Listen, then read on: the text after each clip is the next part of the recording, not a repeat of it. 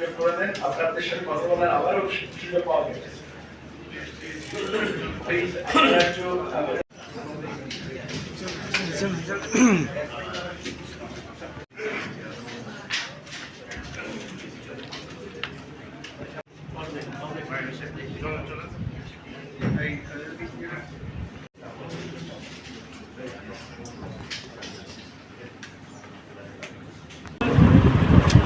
ভালো খুঁজে বের করতে হবে। আমরা যদি সত্যিকার অর্থে আমাদের প্রবাসীদেরকে ভোট দেওয়ার সুযোগ দিতে চাই, তাহলে কোনো না কোনো একটা অপশন বা সব অপশনের কম্বিনেশন আমাদেরকে নিতে হবে।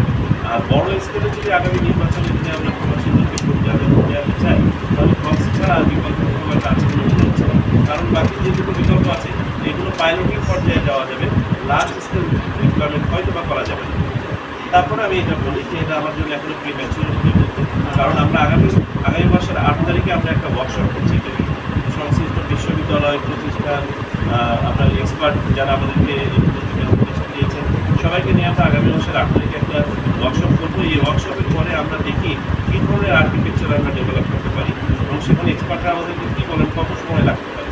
তারপরে আমার মনে হয় বলতে পারবো যে কোনটা অপেক্ষাকৃত ভালো হবে। তবে যে অপশানই থাক না কেন তার প্রস্তুতি আমরা কী করি, ইলেকশন কমিশনের আপনার জনবল সক্ষমতা, ইলেকশন কমিশন ভবিষ্যতে আমাদের উন্নয়ন কার্যক্রমের মধ্যে যেগুলো আছে যেগুলোতে সত্যিকার অর্থে ওনাদের জন্য রেলিভেন্ট এবং ওনারা যেগুলো পার্টিসিপেট